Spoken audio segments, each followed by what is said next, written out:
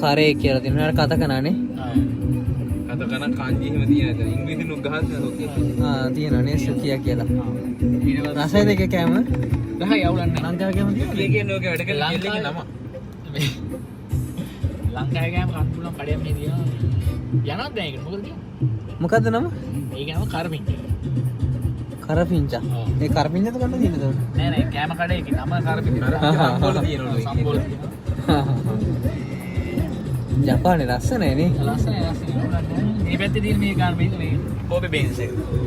Wow. කෝබි. First time නේ ජපානයේ තේරෙන්නේ නැහැ හරියට ඉතින්. අපිට තේරෙන්නේ නැහැ මල්ලි.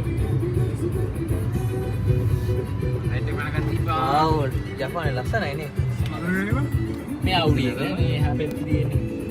මික්සුබිසි. මේ NC එකකට විතර ගන්න පුළුවන්ද මේක? මොකද මල්ලි? මේ වාහනයක් ගන්න පුළුවන්ද NC එකකට විතර? පුළුවන් පුළුවන්. අර මේ ඩයිෂෝයකට ගිහිල්ලා එන්දීර වාහන දෙකක් විතර ගත්තා. අප්පට සී. බේබි ක්‍රීම් බෝතලයක තරම් ඵලයක්. අර මේ හෝන් නෑ මල්ලි අයිංගල පාරවල් වල දමල ගිහිල්ලා තියෙන මිනිස්සු වාහනේ වරන් යන පදින්න හතැල්ල දාපුවා තියෙනවා. මම ලංකාවේම අහලා තියෙනවා මේක. ඇවිල්ලා බැලුවා. අපිට පොඩ්ඩක් කතා බහ කරලා ගත්තා. ඒ ආරවන් නැග් ගියා දැක්ක නෝමල් දේවල් නේ.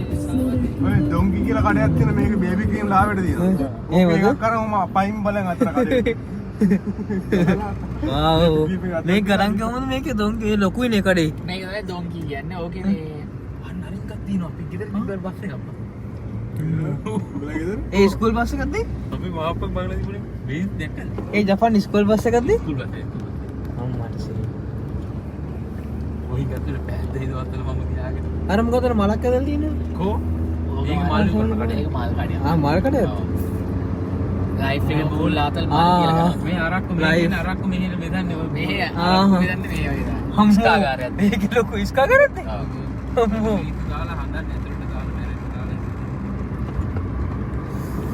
අරුණේ. ඉතින් දෙකේ කොහෙන්ද කොහෙන්ද ඉන්නව.